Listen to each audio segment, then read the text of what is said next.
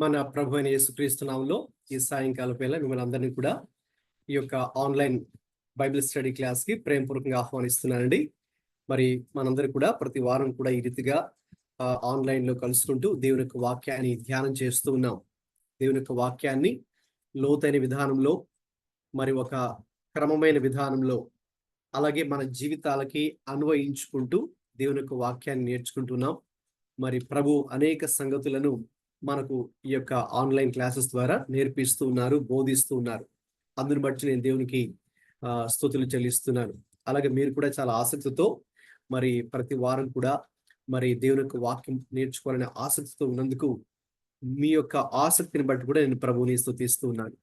మరి మన యొక్క అంశం సబ్జెక్ట్ యేసుక్రీస్తు ప్రభు యొక్క జీవితం, ఆయన చెప్పిన బోధలు, అలాగే ఆయన చేసిన పరిచర్య, the life, teachings and ministry of Jesus Christ. క్రొత్త నిబంధనలో ఉన్నటువంటి మొదటి 4 పుస్తకాలు మత్తయి, మార్కు, లూకా, యోహాను, ఈ 4 సువార్తలను ఆధారం చేసుకొని మనం ఈ యొక్క సబ్జెక్ట్ నేర్చుకుంటూ ఉన్నాం. ఇదివరకే మనం మొదటి భాగం యేసుక్రీస్తు ప్రభు యొక్క జీవితాన్ని అధ్యయనం చేశాం. రెండవ పార్ట్లో ప్రస్తుతం మనందరూ కూడా ఉన్నాం. అది యేసుక్రీస్తు ప్రభు వారు చెప్పినటువంటి బోధలు. ఆడియో క్లియర్ గా వస్తుంది కదండి? Okay, right. సో అందులో భాగంగా మరి యేసుక్రీస్తు ప్రభు బోధించినటువంటి ఆ యొక్క బోధనలు, టీచింగ్స్ లో భాగంగా ఈరోజు మరి ప్రభు నేర్పినటువంటి ప్రార్థన, ద లార్డ్స్ ప్రేయర్ అనేది ఈరోజు మరి మనము ధ్యానం చేసుకోబోతున్నాం. ఈ యొక్క స్లైడ్ మీకు కనిపిస్తుంది అనుకుంటున్నాను. స్లైడ్ మీకు కనిపిస్తుంది కదండి? రైట్. సో అందరు కూడా మరి ఏకాగ్రతతో, మరి ఎటువంటి డిస్టర్బెన్స్ లేకుండా బైబిల్ గ్రంథాలు తెరిచి ఉంచి ప్రక్కన వీరైతే ఒక నోట్బుక్ మీరు పెట్టుకొని, పెన్ దగ్గర ఉంచుకొని ప్రార్థనా పూర్వకంగా ఈ యొక్క బైబిల్ స్టడీలో మరి మనం కనుక పార్టిసిపేట్ చేయగలిగితే ప్రభు మనకు అనేక ఆత్మీయ సంగతులను, లోతైన సంగతులను, నూతనమైన సంగతులను, మన ఆత్మీయ జీవితాన్ని కట్టుకోవడానికి, అలాగే ఎవరైతే గ్రూప్ లో మరి దేవుని యొక్క సేవ చేస్తూ ఉంటారో, సువార్త ప్రకటిస్తూ ఉంటారో, అది ఎటువంటి పరిచర్య కావచ్చు, మరి పరిచర్లు మరి పాల్గొనే వారు కూడా ఎంతో ప్రయోజనకరంగా ప్రభు మనకు అనేక సంగతులు నేర్పించడానికి ఆయన సిద్ధంగా ఉన్నారు. మరి ఆ హెడ్డింగ్ ఒకసారి మీరు చూస్తే, అది ఎవరైనా ఒకసారి మైక్ ఆన్ చేసుకొని చదవండి. ఈ స్లైడ్ మీద మీరు చూస్తున్నటువంటి heading the Lord's prayer. Yes, the Lord's prayer. సాధారణంగా మనం ప్రభు నేర్పిన ప్రార్థన అని పిలుస్తూ ఉంటాం దీన్ని. We call it the Lord's prayer. ఎందుకంటే ప్రభు దాన్ని నేర్పించారు. ప్రభు నేర్పించారు అంటే మీరు ప్రార్థన చేయునప్పుడు ఇలాగ ప్రార్థన చేయుడి అని ఆయన చెప్పారు. కాబట్టి దాన్ని అందరు కూడా ద లార్డ్స్ ప్రేయర్ అని పిలుస్తారు. వాస్తవంగా అయితే మరి అది ఏమని పిలవాలి అని ఒక దైవజనుడు చెప్పారు అంటే, ఒక బైబిల్ పండితుడు, we can call this as the disciples prayer also అన్నారు. ఏంటండి? ద డిసైపుల్స్ ప్రేయర్ అంటే శిష్యుల ప్రార్థన. ప్రభు నేర్పించారు కాబట్టి ప్రభు ప్రార్థన అని పిలుస్తాం. ఇప్పుడు చేయవలసింది ఎవరు? ప్రభు కాదు. ఈ ప్రార్థన చేయవలసింది క్రీస్తు యొక్క శిష్యులు. అంటే నీవు, నేను, మనందరూ కూడా యేసుక్రీస్తు ప్రభు యొక్క శిష్యులే కదా. కాబట్టి చేయవలసింది, నేర్పించింది ప్రభు, చేయవలసింది శిష్యులు. మనం ఈ ప్రార్థన చేయాలి. అందుకని ఇది శిష్యుల ప్రార్థన అని కూడా మనం దీన్ని పిలవచ్చు. కావాలంటే మీరు ఆ లైన్ అంటే ఆ వర్డ్ మీరు రాసుకోవచ్చు. అలాగే ఇక్కడున్న ఇంకొక వర్డ్ ఏంటి చదవండి ఒకసారి.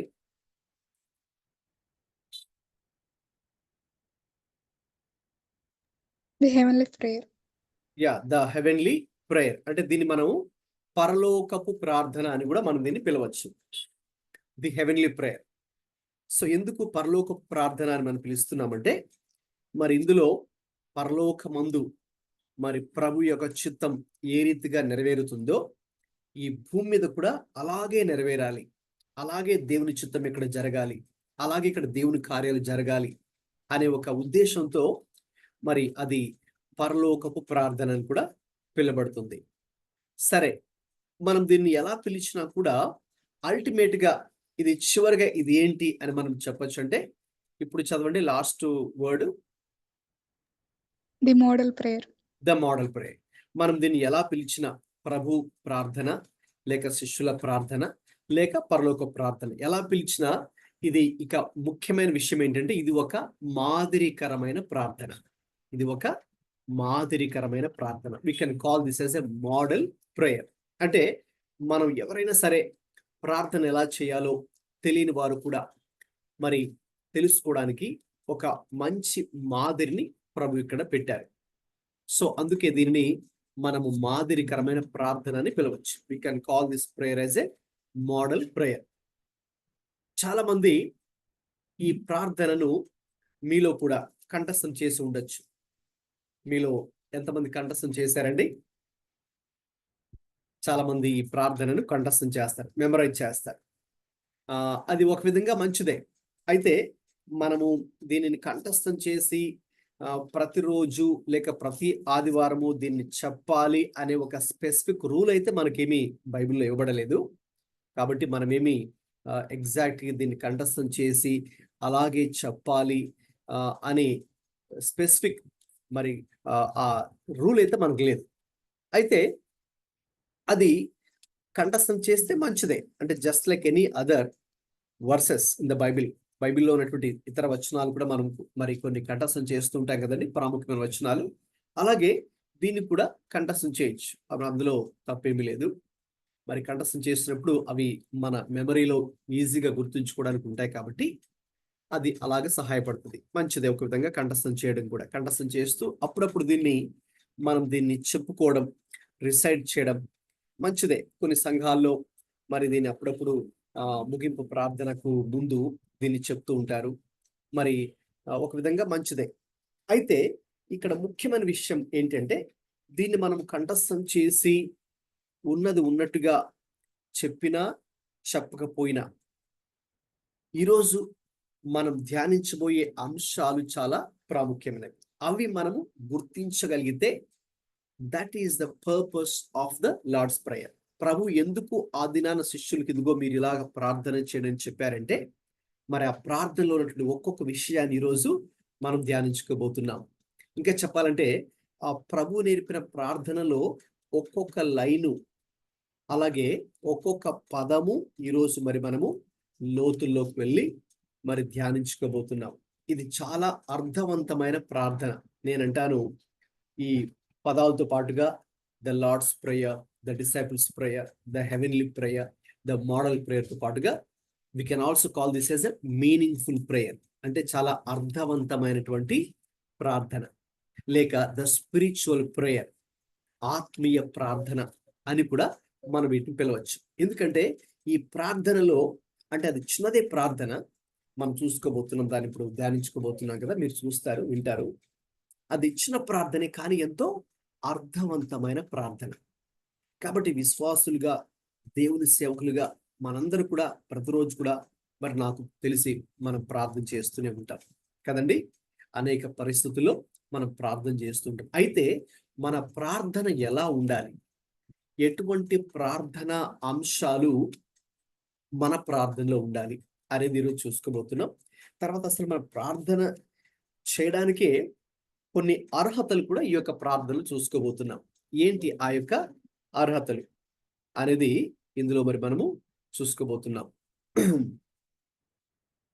రైట్. మొట్టమొదటిగా మనం డైరెక్ట్గా ఈ టెక్స్ట్, ఈ వాక్య భాగంలోకి వెళ్ళే దానికంటే ముందుగా ఇప్పుడు మీరందరూ కూడా ఒక్కొక్కరు గ్రూప్లో మరి దగ్గర 10 మంది వరకు ఉన్నట్టున్నారు. సో మరి ఒక్కొక్కరు నేను ఇక్కడ ఒక 10 ప్రశ్నలు మన ముందు పెట్టడం జరిగింది. సో దయచేసి ఒకరి తర్వాత ఒకరు ఈ ప్రశ్నలు చదవండి. ఎందుకంటే ఈ యొక్క వాక్య భాగం ద్వారా మనం ఈరోజు ఏం నేర్చుకోబోతున్నామో నేను ముందుగానే మనముగా వేసుకోవాల్సిన కొన్ని ప్రశ్నలు ఇవి. We can call it as a focus questions for discussion. ఈరోజు నేను మీతో పంచుకోబోయే వాక్య భాగము అంతట్లో కూడా ఈ ప్రశ్నలకు మీకు సమాధానం దొరుకుతాయి. ప్రతి ఒక్కరికి ఏ వాక్య భాగం చదివినా ఏవో కొన్ని ప్రశ్నలు వస్తాయి కదండి. మీకు కూడా ఒక వాక్య భాగం చదివారనుకుంటే, ఒక వచనం కానీ, ఒక అధ్యాయం కానీ, ఒక పుస్తకం కానీ ఖచ్చితంగా మనకు చాలా ప్రశ్నలు వస్తాయి. సో ఈ రోజు నేను ముందుగానే మీకు కొన్ని ప్రశ్నలు పోస్ట్ చేస్తూ ఉన్నాను. అంటే ఈ వాక్య భాగం మరి మనం ధ్యానిస్తుండగా ఎటువంటి ప్రశ్నలు మనం వేసుకోవాలి, ఎందుకు ఆ ప్రశ్నలు వేసుకోవాలంటే ఆ ప్రశ్నలు వేసుకున్నప్పుడే వాటికి సమాధానాల కోసం మరి మనం ప్రయత్నం చేస్తాం. ఆ సమాధానాలు ఎక్కడ దొరుకుతాయి? ఈ వాక్య భాగంలోనే మనం చూసుకోబోతున్నాం. సో ఒకరి తర్వాత ఒకరు దయచేసి మరి ఆ క్వశ్చన్స్ చదువుతారండి, మైక్ ఆన్ చేసుకొని. Why is the Lord's Prayer considered a model prayer? మీతో ఇప్పుడే చెప్పాను, ఈ ప్రార్థన ఒక మాదిరికరమైన ప్రార్థన అని. మరి ఎందుకండి ఇది ఒక మాదిరికరమైన ప్రార్థన? How can this be A model prayer అనేది మనం ప్రశ్న వేసుకుంటే ఈరోజు నేను మీకు బోధించే అంశంలో సమాధానం దొరుకుతుందండి. ఓకే, అది గుర్తుంచుకోండి. నెంబర్ 2 చదవండి. How does the Lord's Prayer help us to understand God's character and our relationship with Him? Yes, okay Jithu ఆ క్వశ్చన్ చదివావు కదా. సో రెండోదిగా ఈ మరి ప్రభు నేర్పిన ప్రార్థన మరి దేవుని యొక్క గుణము గురించి మనకేమని బోధిస్తుంది, అలాగే దేవునితో మనము కలిగి ఉండవలసినటువంటి సంబంధం, ఎటువంటి సంబంధాన్ని మనం కలిగి ఉండాలో ఈ ప్రార్థన మనకు బోధిస్తుంది. కాబట్టి అది మర్చిపోతూ అది గుర్తుంచుకోండి. ప్రార్థన అంతా కూడా మరి మనము ధ్యానం చేసేటప్పుడు ఇదేదో ఒక ప్రార్థన లాగా కాకుండా ఈ ప్రార్థన మనకు దేవుని గుణమును బోధిస్తుంది. ఇంత మాత్రమే కాదు, దేవునితో మనం ఒక సంబంధాన్ని కలిగి ఉండడానికి ఈ ప్రార్థన మనకు దోహదపడుతుంది.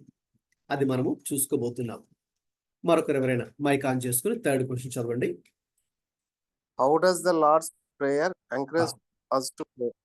రైట్, ఈ ప్రభు నేర్పిన ప్రార్థన ఈ రోజున మనం దీన్ని ధ్యానించుకునేటప్పుడు ఇప్పుడు మనము మన అనుదిన జీవితంలో ఎలా ప్రార్థన చేయాలి, దేని కొరకు ప్రార్థన చేయాలి, ప్రార్థనలో మన ప్రాధాన్యత ఏంటి అనే విషయాలన్నీ కూడా ఈ ప్రభు నేర్పిన ప్రార్థన ఈరోజు మనకు బోధించిన ఉన్నది. ఓకేనండి, రైట్. నెక్స్ట్ క్వశ్చన్ మరొకరండి మైక్ ఆన్ చేసుకుని చదవండి. అందరూ గ్రూప్ లో ఉన్న అందరు కూడా పార్టిసిపేట్ చేయాలి. How can we make the Lord's Prayer a part of our daily prayer life? Okay, మన అనుదిన జీవితంలో ఈ ప్రభు నేర్పిన ప్రార్థనను మనము ఒక భాగముగా చేసుకోవాలంటే ఎలా సాధ్యపడుతుంది? అది నేను అప్పుడు ఇంగ్లీష్లో మీరు చదివారు కదా, సో దానికి తెలుగు అర్థాన్ని చెప్పాను. మన అనుదిన ప్రార్థన జీవితంలో ఈ ప్రార్థనను మనం ఒక భాగంగా చేసుకోవాలంటే అది ఎలా సాధ్యపడుతుంది అనేది కూడా ఈరోజు మరి మనం చూసుకోబోతున్నాం. నెక్స్ట్ అండి మరొకరు చదవండి. Next question.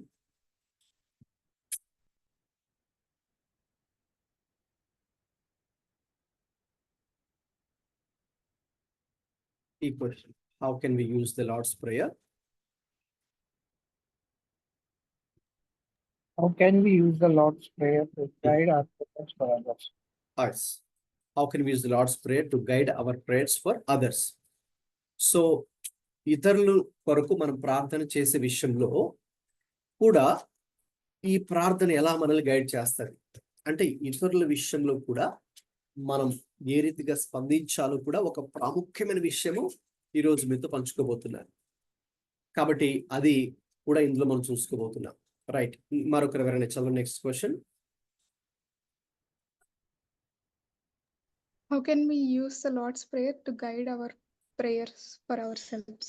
రైట్, మనల్ని మనము మన యొక్క ఆత్మీయ జీవితాన్ని కట్టుకోవడానికైనా లేక మనల్ని మనం నడిపించుకోవడానికైనా కూడా ఈ ప్రార్థన మనకు ఒక గైడ్గా ఎలా ఉండబోతోంది.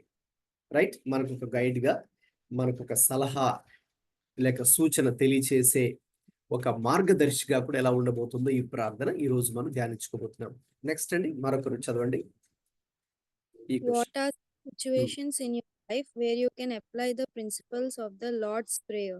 ఎస్, ఈ ప్రభు నేర్పిన ప్రార్థన లార్డ్స్ ప్రేయర్ ఉంది కదా, ఈ ప్రభు నేర్పిన ప్రార్థనను మనం ఇప్పుడు ఏ ఏ పరిస్థితుల్లో దాన్ని ఉపయోగించుకోగలం. ఏ ఏ పరిస్థితుల్లో, ఉదాహరణకి మీరు ఏదో ఒక ఇబ్బంది గుండా వెళ్తున్నారు, లేదా ఒక శోధన, ఒక టెంప్టేషన్ గుండా దాన్ని ఫేస్ చేస్తున్నారు లైఫ్లో, మరి ఆ పరిస్థితుల్లో ఈ ప్రభు నేర్పిన ప్రార్థన మనకు ఎలాగా ఉపయోగపడుతుంది.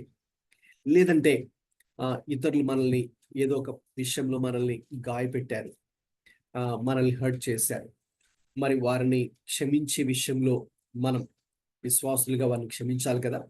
మరి ఆ విషయంలో ఈ ప్రార్థన ఎలా సహాయపడుతుందో కూడా ఈరోజు మనం చూసుకోబోతున్నాం ప్రాక్టికల్గా.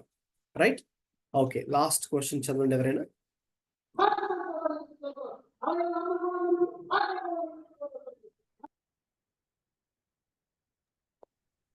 How has your understanding of the Lord's Prayer changed over time? మరి బహుశా కొంతకాలం క్రితం ఎప్పుడైనా ఒకవేళ మీరు ఈ వాక్య భాగాన్ని చదివి ఉన్నా, లేక దాని గురించి ఎవరైనా చెప్పినటువంటి ప్రసంగాన్ని మీరు విన్నా, మరి అప్పటికి అంటే అప్పటి నుంచి ఇప్పటిదాకా కూడా దాని గురించిన అవగాహన మీకు ఏ రీతిగా ఉంది, ప్రభు నేర్పిన ప్రార్థన గురించిన అవగాహన మీకు ఏ రీతిగా ఉందో ఈరోజు ఈ విషయాలన్నీ కూడా ధ్యానించుకోబోతున్నాం. సో కాబట్టి ఇవన్నీ కూడా మీరు మీ మనసులో ఉంచుకోండి. మనసులో ఉంచుకున్నప్పుడు మనం ఇక నెక్స్ట్ వాక్య భాగాన్ని చదివి అది ఒక్కొక్కటి నేను వివరిస్తున్నప్పుడు ఈ ప్రతి ప్రశ్నకు మీకు సమాధానం దొరుకుతుంది. ప్రతి ప్రశ్నకు సమాధానం దొరుకుతుంది. లేదంటే ఇప్పుడు మీరు లైవ్గా ఇప్పుడు పార్టిసిపేట్ చేస్తున్నారు, తర్వాత రికార్డ్ అయిన తర్వాత కూడా మీరు ఈ వీక్లో ఫ్రీ టైం ఉన్నప్పుడు ఇంకొకసారి ఆ క్వశ్చన్స్ వీలైతే ఒక నోట్బుక్లో రాసుకొని అప్పుడు దీన్ని ఇంకొకసారి మీరు విన్నారనుకుంటే వింటే కనుక మళ్ళీ ఇంకా స్పష్టంగా ఈ ప్రతి ప్రశ్నకు మనకు సమాధానం దొరుకుతుంది. రైట్, ఓకే, స్టార్ట్ చేద్దాం. అందరు కూడా బైబిల్స్ తీసి మత్తయి సువార్త 6వ అధ్యాయము 9 నుంచి 13 దాకా చదవండి. ఎవరైనా ఒకరు చదవండి. తెలుగులో పర్వాలేదు, ఇంగ్లీష్ అయినా పర్వాలేదు. మిగతా వారందరూ కూడా దాన్ని జాగ్రత్తగా గమనించండి. బైబిల్స్ ఓపెన్ చేసి మత్తయి సువార్త 6వ అధ్యాయము 9 నుంచి 13 వరకు చదవండి. కాబట్టి మీరు ఇలాగ ప్రార్థన చేయడి: పరలోకమందున్న మా తండ్రి, నీ నామము పరిశుద్ధపరచబడును గాక, నీ రాజ్యం వచ్చును గాక, నీ చిత్తం పరలోకమందు నెరవేరునట్లు భూమి అందును నెరవేరును గాక. మా అనుదిన ఆహారము నేడు మాకు దయచేయము. మా రుణస్థులను మేము క్షమించి ఉన్న ప్రకారము మా రుణములు క్షమించుము. మమ్మల్ని శోధనలోనికి తేక దుష్టుని నుండి తప్పింపము. ఫుట్ నోట్స్ అమ్మ. కొన్ని ప్రాచీన ప్రతులలో కొన్ని ప్రాచీన ప్రతులలో రాజ్యము, బలము, మహిమయు నీవై ఉన్నవి, ఆమెన్ అని కూర్చబడి ఉన్నది. రైట్, అది ప్రభు నేర్పినటువంటి ప్రార్థన. ప్రభు శిష్యులకు నేర్పిస్తున్నటువంటి ప్రార్థన, లేక దీనిని పరలోకపు ప్రార్థన, లేక మాదిరికరమైన ప్రార్థన. ఇంకా నేను చెప్పాను ఇది ఒక ఆత్మీయమైనటువంటి ప్రార్థన అని కూడా చెప్పాను. కాబట్టి ఇప్పుడు మనం ఒక్కొక్క మాటను కూడా మనం ఇందులో ధ్యానం చేసుకోబోతున్నాం. కాబట్టి మీ బైబిల్స్ ని ఆ టెక్స్ట్ కి ఓపెన్ చేసి ఉంచండి. మత్తయి సువార్త 6వ అధ్యాయం 9 నుంచి 13 వరకు. ఇప్పుడు నేను ఒక్కొక్క లైన్ ని వివరిస్తూ ఉండగా మరి చాలా జాగ్రత్తగా మీరు గమనించాలని కోరుతున్నాను. మొట్టమొదటిగా ప్రభు ఈ యొక్క ప్రార్థన గురించి నేర్పిస్తూ శిష్యులకు, వాస్తవంగా చెప్పాలంటే ఇది బ్యాక్గ్రౌండ్ మత్తయి సువార్త 5, 6, 7 అధ్యాయాల్లో మనం ఇంతకుముందు మీకు ఒక అంశాన్ని కూడా నేను మీకు చెప్పాను. ఎవరైనా గుర్తుంటే చెప్పండి. మత్తయి సువార్త 5, 6, 7 ఈ 3 అధ్యాయాల్లో మనం చూసే అంశం ఏంటి? Sermon on the mount. Right, sermon on the mount, కొండ మీద ప్రసంగం లేక పర్వత ప్రసంగం అని దీని పేరు. మత్తయి సువార్త 5, 6, 7. ఇంతకు ముందు నేను మీకు యేసుక్రీస్తు ప్రభువు వారి యొక్క బోధనలు, టీచింగ్ స్టార్ట్ చేసినప్పుడు దాంతోనే మనం స్టార్ట్ చేశాం. సో కాబట్టి అక్కడ కూడా అంటే అక్కడ దాన్ని ప్రభు నేర్పిన ప్రార్థనగా ప్రస్తావించాను. ఇప్పుడు ఆ వాక్య భాగాన్ని తీసుకొని మత్తయి సువార్త 9 నుంచి 13 దాకా ఈ వాక్య భాగం తీసుకుని ఇప్పుడు డీటెయిల్డ్గా ఒక్కొక్క వచనం, ఒక్కొక్క పదాన్ని మనం ధ్యానిస్తూ ఈ ప్రార్థనలో గల అంశాన్ని మరి ఇప్పుడు ధ్యానం చేద్దాం. రైట్, మొట్టమొదటిగా మనం 9వ వచనాన్ని ప్రారంభిస్తే, కాబట్టి మీరు ఇలాగూ ప్రార్థన చేయండి అంటే మీరు ఈలాగు ప్రార్థన చేయండి అని ప్రభువారు చెప్తున్నారు. So this is a model prayer. ఇది ఒక మాదిరికరమైన ప్రార్థన. అంటే ఇలాగు చేయండి అని చెప్తూ అందులో మొట్టమొదటిగా పరలోకమందున్న మా తండ్రి అన్నారు కదండి. పరలోకమందున్న, అదే ఇంగ్లీష్లో కనుకైతే our Father who art in heaven అని ఉంటుంది. మన తెలుగులో అది కింద, ఇది పైన ఉంటుంది. పరలోకమందున్న అనేది మొట్టమొదటిగా, తర్వాత మా తండ్రి అని రెండోదిగా ఉంటుంది. కాబట్టి పరలోకమందున్న అనే ఒక పదం దగ్గర మనం ఆగుదాం. ఆ ఒక్క పదం గురించి కొద్దిసేపు ధ్యానం చేద్దాం. మరి ప్రభు తన శిష్యులకు లేక విశ్వాసులకు మనకు ప్రార్థన నేర్పిస్తున్నప్పుడు ఇలాగూ మీరు ప్రార్థన చేయండి అని చెబుతూ ఇక పరలోకపు ఆ తండ్రిని ఎలా సంబోధిస్తున్నాడు ఇక్కడ? పరలోకమందున్న అనే మాట మొట్టమొదటిగా ఉపయోగించబడింది. Who art in haven, hour Father who art in heaven. కాబట్టి పరలోకమందున్న అంటే అర్థం ఏంటి అంటే, మొట్టమొదటిగా what is the tell? He talks about faith. కావలిస్తే మీరు అక్కడ స్లైడ్ మీద చూస్తున్నట్టుగా మీ నోట్బుక్ లో కూడా ఆ ఒక్క పదం రాసుకోండి, ఫెయిత్ అనే పదం. తెలుగులో విశ్వాసం అని రాసుకోండి. పరలోకమందున్న అని ప్రక్కన చిన్న డాష్ పెట్టి విశ్వాసము అని మీరు రాసుకోవాలి. కాబట్టి ప్రభు మొట్టమొదటిగా పరలోకమందున్న అని చెబుతున్నప్పుడు దాని అర్థం ఏంటంటే, మన తండ్రి ఎక్కడున్నారు? పరలోకమందున్నారు. ఆయన పరలోకమందు సింహాసనాసీనుడై ఆయన ఉన్నారు. He is in heaven. కాబట్టి మన విశ్వాసమే అది. ఏంటి మన విశ్వాసం? దేవుడు ఉన్నాడు, అలాగే మన దేవుడు పరలోకమందు ఉన్నాడు. ఆ దేవునికే మనం ప్రార్థన చేస్తూ ఉన్నాం. ఆ దేవుడే నాకు సహాయం దయచేయు దేవుడు, ఆ దేవుడే నా ప్రార్థన ఆలకించే దేవుడు అని మనలో ఉన్నటువంటి ఒక విశ్వాసాన్ని వ్యక్తపరుస్తూ ఉన్నాం. When you say the word hour Father who art in haven, పరలోకమందున్న అని చెప్పినప్పుడు రైట్, మన దేవుడి మీద మనకున్న విశ్వాసాన్ని వ్యక్తపరుస్తున్నాం. ఒకసారి ఒక క్రాస్ రెఫరెన్స్ మీకు చూపిస్తాను, దీనికి సంబంధించింది. ఇప్పుడు ఈ వాక్యాన్ని మీరు చదవాలి. హెబ్రీ పత్రిక 11:6. ఎవరైనా దయచేసి చదవండి. హెబ్రీ పత్రిక 11:6.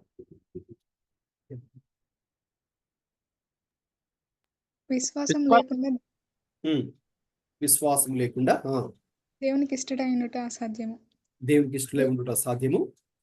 దేవుని యొద్దకు వచ్చేవాడు ఆయన ఉన్నాడనియు, దేవుని యొద్దకు వచ్చేవాడు ఆయన ఉన్నాడనియు, తన్ను వెదకు వారికి ఫలం దయచేయవాడని వారికి ఫలము దయచేవాడనియు నమ్మవలను కదా.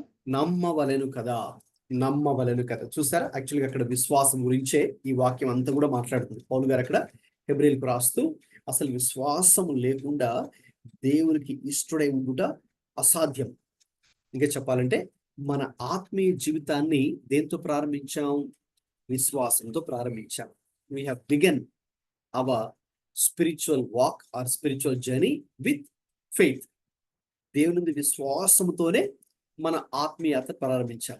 విశ్వాసం లేకుండా ఇంకా మనం నెక్స్ట్ స్టెప్ వెళ్ళడానికి అవకాశం లేదు. విశ్వాసం లేకుండా మనం ఇంకా నెక్స్ట్ లెవెల్కి మన ఆత్మీయ జీవితంలో ముందుకు అడుగు వేయడానికి అవకాశం లేదు. ఎలాగైతే ఒక బిల్డింగ్ కట్టేటప్పుడు ఫస్ట్ ఏం వేస్తారంటే, ఫస్ట్ ఫౌండేషన్ కదా, పునాది. దాని తర్వాతే గ్రౌండ్ ఫ్లోర్, ఇంకా next first floor, second floor, అంటే ఎన్ని అంతస్తులు కడతారో బిల్డింగు, దానికి పునాది చాలా ప్రాముఖ్యమైనది. అలాగా మన యొక్క ఆత్మీయ జీవితానికి కూడా పునాది విశ్వాసం. Faith is like a foundation. So ఈ ఫెయిత్ ఎవరి మీద? ఫెయిత్ దేవుడి మీద విశ్వాసం. ఓకేనండి. మన మీద, మనం చేసిన వాటి మీద, ఈ లోకంలో ఉన్న వాటి మీదనో కాదు విశ్వాసం అంటే. అందుకే అక్కడ చాలా స్పష్టంగా ఉంది, విశ్వాసం లేకుండా దేవుడికి ఇష్టమై ఉంటే అసాధ్యం. కాబట్టి దేవునికి వచ్చేవాడు మొట్టమొదటి, అక్కడ మళ్ళీ ఆ వచనంలో 2 విషయాలు ఉన్నాయి. హెబ్రీ పత్రిక 11:6లో 2 విషయాలు ఉన్నాయి. ఒకటి ఏంటి? దేవుని ఎదురుకు వచ్చేవాడు ఆయన ఉన్నాడని మొదట నమ్మాలి. దేవుని ఎదురుకు వచ్చేవాడు ఆయన ఉన్నాడని మొట్టమొదటిగా నమ్మాలి. You should believe right that God exists. కొంతమంది దాన్ని నమ్మరు. వాళ్ళని మనం ఏమని పిలుస్తామంటే, వి కాల్ దెమ్ ఏథీస్ట్స్. అంటే వాళ్ళని నాస్తికులని పిలుస్తాం. ఎవరైతే దేవుడు లేడు అని నమ్ముతారో వారిని నాస్తికులని పిలుస్తాం. అంటే వాళ్ళకి విశ్వాసం ఉండదు దేవుడి మీద. దేవుడు ఎక్కడా లేడండి, అంతా కూడా ఈ సృష్టి అదంతకదే వచ్చింది, ఇక మనం ఇప్పుడు దీన్ని ఏలుతున్నాం, లేక మనమే దీన్ని పరిపాలన చేస్తున్నామని చాలా మంది అంటే నాస్తికులను పిలుచుకునేవారు దే డోంట్ హ్యావ్ ఫెయిత్. అయితే మనము వీఆర్ నాట్ ఏథియిస్ట్స్ బట్ వీఆర్ ఫీస్ట్స్ అంటే మనం దేవుడు ఉన్నాడు అని నమ్మేవారు. కాబట్టి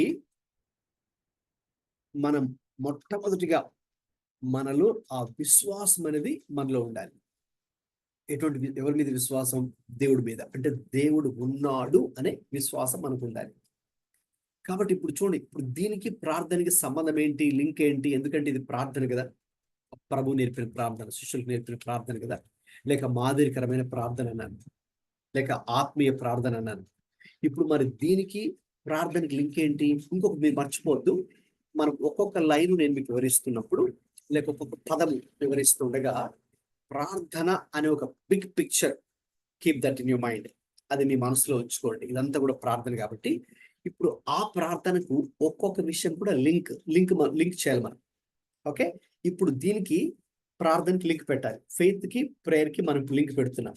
ఓకే, సంబంధం ఉంది. ఎందుకంటే మొట్టమొదటిగా ఎవరైనా సరే ప్రార్థన చేసే వ్యక్తి మరి దేవుడు ఉన్నాడని మొదటిగా నమ్మాలి. నమ్మకపోతే, అసలు నమ్మకమే లేకపోతే మరి ఇంకా అక్కడ ఆ ప్రార్థనకి జవాబు ఎలా పొందుకోలేం కదా. ఒకసారి ఏం జరిగిందంటే, మరి ఒక వ్యక్తి యేసయ్య దగ్గరికి వచ్చి మరి అతను కుమారుడిని తీసుకుని వచ్చాడు. కుమారుడిని తీసుకుని వస్తే మరి ఆ కుమారుడికి దురాత్మ పట్టిన కుమారుడు. దురాత్మ అతనిలో ప్రవేశించినప్పుడు అతడు కింద పడి దొర్లి నోట్లో నుంచి నురగ కక్కుకొని, లేక వెళ్ళిపోయి నీళ్ళలో పడిపోయి తన దేహాన్ని గాయపరుచుకొని, అలాగా ఆ వ్యక్తికి, కుమారుడికి జరుగుతూ ఉంటుంది అప్పుడప్పుడు. మరి అతను ఒకసారి ఏం చేస్తారు, ప్రభు శిష్యుల దగ్గర తీసుకుని వస్తారు, స్వస్థపరచమని ప్రార్థన చేసి స్వస్థపరచమని అతను శిష్యుల దగ్గర తీసుకుని వస్తే మరి వాళ్ళు స్వస్థపరచలేకపోతారు. ఇంకా వెంటనే అతను ఏం చేస్తాడు, ఆ కుమారుని ఇక ప్రభు దగ్గరికి తీసుకుని వచ్చి స్వస్థపరచమని వేడుకుంటాడు. వేడుకున్నప్పుడు మరి నీవు నమ్ముతున్నావా అని ప్రభు అడుగుతారు. అంటే నీవు విశ్వసిస్తున్నావా నేను ఈ కార్యాన్ని చేయగలనని. అప్పుడు అతడు నాలో ఉన్న అవిశ్వాసాన్ని తొలగించుము అంటే, అతను ఒక విధంగా చెప్పాలంటే అతడు ఒప్పుకుంటున్నాడు, నాలో శ్వాసం కూడా పూర్తిగా లేదు తండ్రి అని చెప్తున్నాడు. ఫెయిత్ కూడా లేదని చెప్తున్నాడు, లేక ఫెయిత్ ఉన్నా కూడా చాలా తక్కువగా ఉందని చెప్తున్నాడు. ఓకే, కాబట్టి ప్రభు అతన్ని మొట్టమొదటిగా ప్రశ్నించింది ఏంటంటే విశ్వాసం గురించి. నీకు అసలు విశ్వాసం ఉందా? అది మనం గమనించాలి. తర్వాత ఇంకొక విషయాన్ని మీరు గమనించాలి, ఏంటంటే ప్రభు ఎవరిని స్వస్థపరిచిన, ఎక్కడ స్వస్థత జరిగినాయి, చాలా సార్లు మ్యాక్సిమం టైమ్స్ లో బైబిల్లో ఏముంటుందంటే చివరిలో ఒక మాట ప్రభు అంటారు వారితో. ఆ మాట ఎవరికైనా తెలిస్తే చెప్తారండి? చెప్పండి, మరి మైక్ ఆన్ చేసుకుని చెప్పండి. ప్రభు చెప్పిన మాట ఏంటి? ఎవరిని స్వస్థపరిచిన ఆల్మోస్ట్ బైబిల్లో చివరికి ఒక మాట ప్రభు చెప్తారు వారితో. ఏంటి ఆ మాట?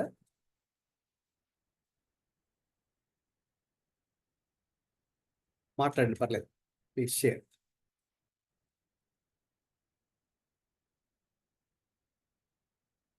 ఎవరైతే స్వస్థత పొందుతున్నారో వారితో ప్రభు చెప్పిన మాట ఏంటి బైబిల్లో? చివరిగా ఆ ఎపిసోడ్ అంతట్లో ప్రభు ఒక మాటని, దాంతో అది మనకి క్లోజ్ అవుతుంది. ఏంటి ఆ మాట? నీ విశ్వాసమే నిన్ను స్వస్థపరిచిన.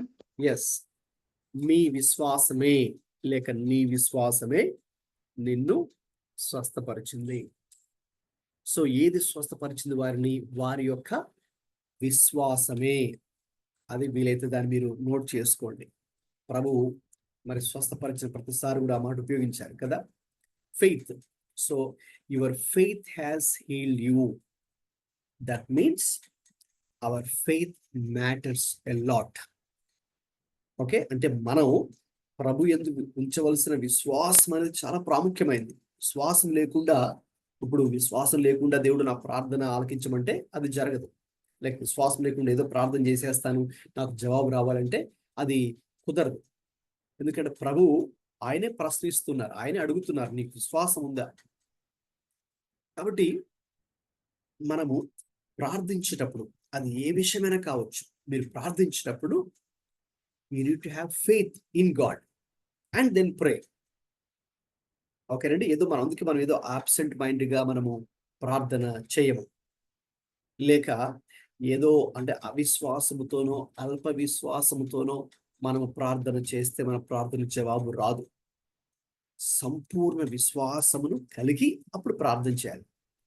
ఓకేనండి. Okay, come back to this verse. Hebrew 11:6 ఉన్నాం కదా, అక్కడ 2 విషయాలు ఉన్నాయని చెప్పాను. ఒకటేంటి, ప్రార్థించేవారు దేవుడు ఉన్నాడు అని నమ్మాలి. ఇంకా అందులో ఏమాత్రం చిన్న డౌట్ కూడా మనకు రాకూడదు.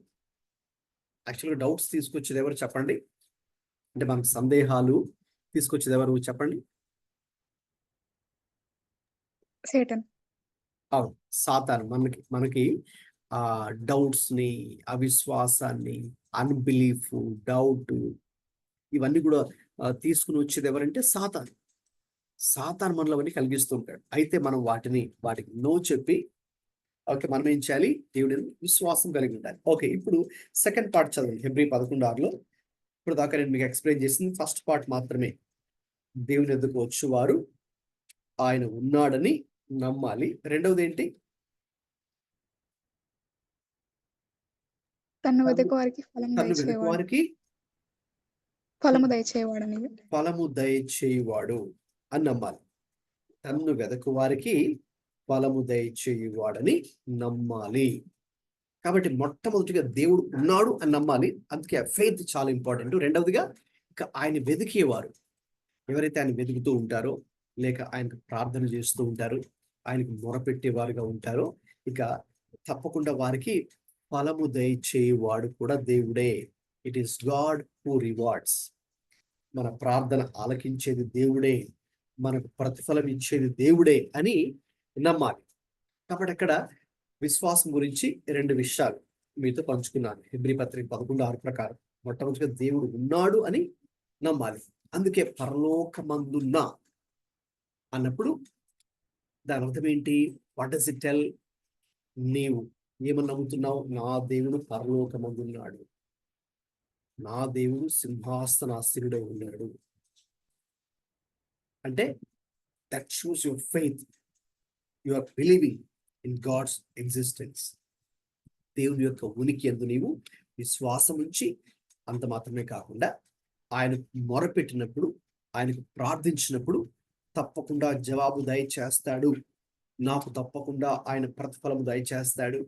తప్పకుండా ఆయన నాకు రివార్డ్, ఆయన దయచేసే దేవుడే అనే ఒక విశ్వాసముతో మనం ప్రార్థన చేస్తున్నాం. కాబట్టి ప్రభువారు కూడా చాలా సందర్భాలు చెప్పారు. మీకు ఎంత విశ్వాసం ఉండాలని చెప్పారండి? కనీసం మినిమం ఎంత విశ్వాసం ఉండాలంట? దేంతో పోలి చెప్పారు ఆయన? చెప్పండి. ఆవగింజంతైనా విశ్వాసం ఉండాలి. అవును, ఆవగించంతైనా విశ్వాసం. అంత ఆవగించ చాలా చిన్నగా ఉంటది కదా, కాబట్టి అంత విశ్వాసమైన, అంటే విశ్వాసం మాత్రం ఖచ్చితంగా ఉండాలి. విశ్వాసం మాత్రం ఎంతైనా ఆవగించంతైనా ఉండాలి. అది లేకుండా నాకు ఆవగింజ కూడా విశ్వాసం లేదండి, మరి నేను ప్రార్థన చేస్తాను, లేకపోతే ఉపవాసం ఉంటాను, నాకు దేవుడు నా ప్రార్థన ఆలకించాలంటే నో, అలాగా అవ్వదు. కనీసం ఎంత ఉండాలి? ఆవగించేంతైనా మనకు విశ్వాసం అయితే ఖచ్చితంగా ఉండాలి.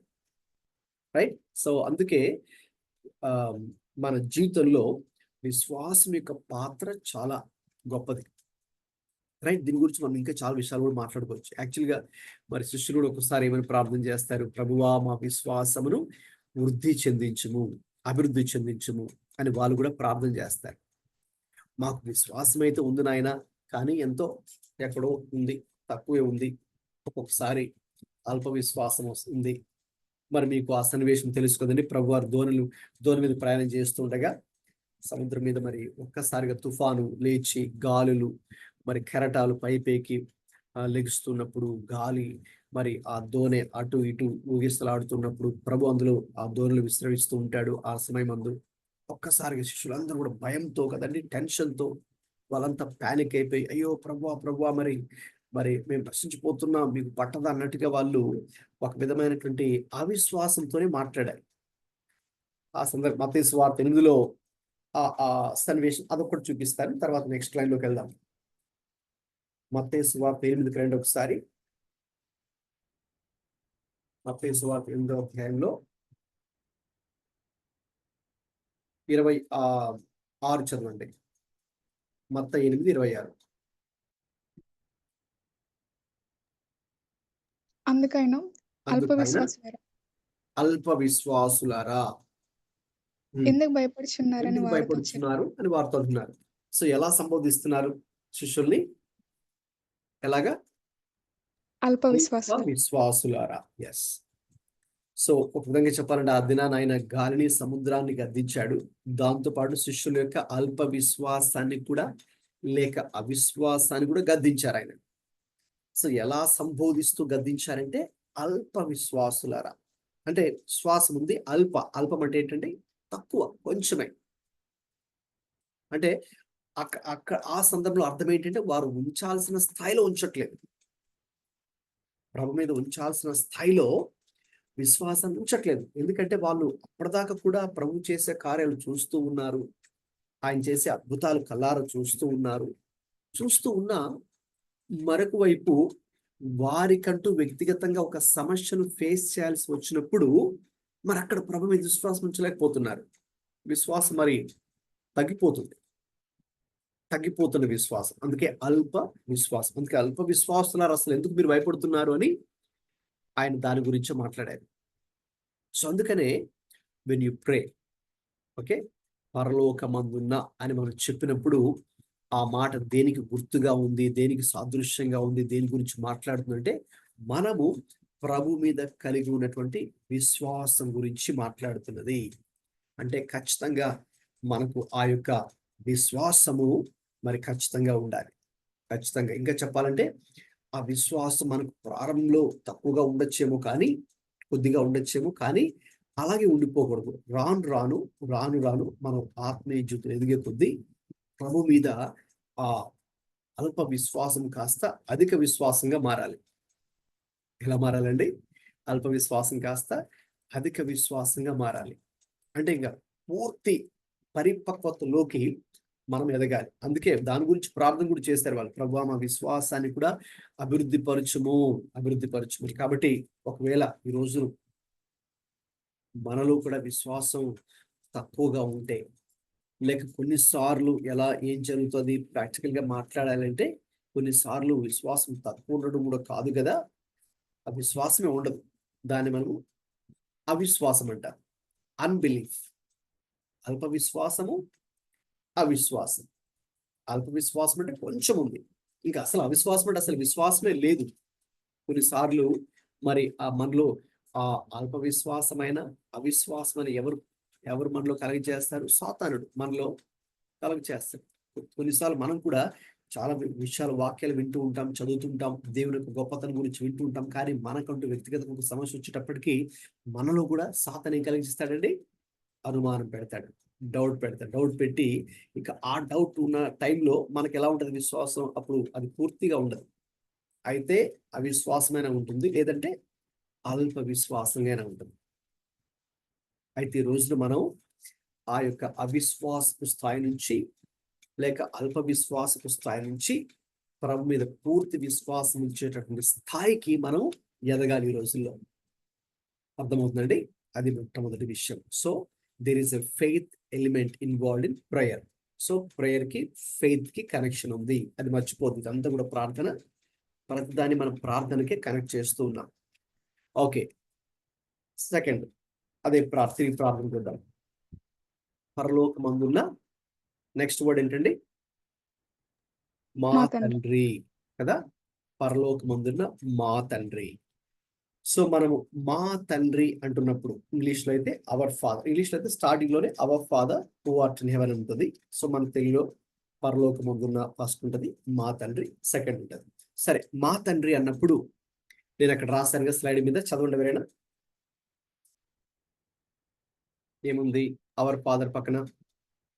A relationship with God and others. ఎస్. సో మెయిన్లీ ఇక్కడ ఏ రిలేషన్షిప్ విత్ గాడ్. పరలోకమందున్న మా తండ్రి అన్నప్పుడు పిలిసే మా తండ్రి, ఓకే, లేక నా తండ్రి. కొన్నిసార్లు బైబిల్లో మరి నా తండ్రి, మరి ఒకసారి యేసుక్రీస్తు వారు పునరుద్ధానం చెందిన తర్వాత మరి శిష్యులు అక్కడ ఉన్నప్పుడు ఒకసారి అక్కడ తోమా ఉండడు. తోమా ఉండకపోతే వాళ్ళు చెబుతారు ఇట్లా ప్రభు తిరిగి లేచారన్నప్పుడు ఆయన నేను నమ్మను అని ఆయన అంటాడు. నేను ఆయన తిరిగి లేచాడనే విషయాన్ని అతడు నమ్మనని చెప్పినప్పుడు, అయితే తర్వాత ప్రభు మరి ఒక్క సందర్భంలో అతని కోసము ప్రత్యేకంగా మళ్ళీ ఆయన ప్రత్యక్షం అవుతారు యేసుక్రీస్తు ప్రభు. అప్పుడు తోమా ఉంటారు. తోమా ఉన్నప్పుడు అప్పుడు అతను ఏం చెప్తాడంటే నా ప్రభువా నా దేవా అని ఒక విధంగా పశ్చాత్తాపంతో, అయ్యో తండ్రి మీరు తిరిగి లేచారు అనే విషయాన్ని నా ఫ్రెండ్స్ నాకు చెప్పినప్పుడు నేను నమ్మలేదు. అయితే మళ్ళీ నా కోసం నీవు ఇలా ప్రత్యక్షమయ్యావు అని మళ్ళీ అతను ఎలా సంబోధిస్తాడంటే అక్కడ తోమా నా ప్రభువా నా దేవా, my God and my lord. ఓకేనండి. సో ఇక్కడ మా తండ్రి అని బైబిల్లో ఉంది, అలాగే నా తండ్రి నా ప్రభువ అని కూడా బైబిల్లో మనకు ఉన్నాయి. కాబట్టి మా తండ్రి లేక నా తండ్రి అన్నప్పుడు ఆ రెండు కూడా ఒకే విషయాన్ని తెలియజేస్తున్నాయి. ఏం తెలియజేస్తున్నాయి? What does that tell? What does that talk? It talks about a personal relationship with God. దేవునితో మనం వ్యక్తిగత సంబంధము కలిగి ఉండుట. అది కావాలంటే తెలుగులో మీరు ఒక లైన్ రాసుకోండి అక్కడ మీ నోట్బుక్ లో. మా తండ్రి అన్నప్పుడు అర్థం ఏంటంటే మనము ప్రార్థించే ప్రతి ఒక్కరూ ప్రభుతో ఒక వ్యక్తిగత సంబంధము లేక సహవాసము కలిగి ఉండాలి. అది చాలా ప్రాముఖ్యం. చూడండి, చాలా మంది ప్రార్థన చేస్తారు, కానీ ప్రార్థన చేయటం కోసం ప్రార్థన చేస్తాం, కానీ అలా కాదు. మనం ప్రార్థన జీవితం ఎలా కొనసాగాలి అంటే ప్రభువుతో మనం సహవాసం చేస్తూ ప్రార్థన కొనసాగాలి. అప్పుడు అది అర్థవంతమైన ప్రార్థనగా ఉంటది. లేదనుకోండి అది ఎలా ఉంటదంటే, ఇప్పుడు జస్ట్ ఫర్ ఎగ్జాంపుల్ మీ పేరెంట్స్ ఉన్నారనుకుందాం, మీ తల్లిదండ్రుల దగ్గర నువ్వు ఎప్పుడు వెళ్తావు? నీకేదో అవసరమైనప్పుడే డాడీ మమ్మీ నాకు ఇది కావాలి కొనిపెట్టు, అంతే. తర్వాత వాళ్ళతో మీరు ఇంకా సహవాసం చేయరు, మాట్లాడరు, వాళ్ళతో కూర్చోరు, వాళ్ళతో ఫెలోషిప్ చేయరు. మళ్ళీ ఎప్పుడు వెళ్తావు? మళ్ళీ నీకు ఏదైనా అవసరమైనప్పుడే మళ్ళీ ఓకే మమ్మీ డాడీ నాకు ఇది కావాలి కొనిపెట్టు అని మళ్ళీ అప్పుడే వెళ్తున్నావు అనుకో. అంటే నీకు ఏదైనా అవసరమైనప్పుడే వాళ్ళ దగ్గరికి వెళ్తున్నప్పుడు వాళ్ళతో నీకు పర్సనల్ రిలేషన్షిప్ ఉన్నట్టు అర్థం? చెప్పండి, కాదు కదా. పర్సనల్ రిలేషన్షిప్ అయితే లేదు, వ్యక్తిగత సహవాసం లేదు. ఏదో నీకు అవసరం వచ్చినప్పుడు అవసరాలు తీర్చుకోవడానికి మాత్రమే వెళ్ళి వాళ్ళని అడిగేసి వచ్చేస్తున్నావు. సో కాబట్టి అది ఎలా ఉంటుంది? అది ఆ రిలేషన్షిప్ సరిగ్గా ఉన్నట్ట కాదు, సరిగ్గా ఉన్నట్టు కాదు. మనం కూడా చాలా మంది అలాగే మనకు అవసరాలు ఉన్నప్పుడే ఆయన దగ్గరికి వెళ్తాం, లేక కష్టం ఉన్నప్పుడే లేక బాధలు ఉన్నప్పుడే ఆయన దగ్గరికి వెళ్తాం, ఆయన గుర్తుకొస్తాడు. ఇంకా మళ్ళీ అవసరం తీరిన తర్వాత ఆ కష్టం తీరిన మళ్ళీ ఇంకా ఆయనతో మనం సహవాసం, రిలేషన్షిప్ లేక ఫెలోషిప్ లేక ఫ్రెండ్షిప్, ఇంకా స్నేహము, సహవాసము, సంబంధము మనం ఇంకా ఆయనతో కలిగి ఉంటాం. సో అది it's not a right relationship.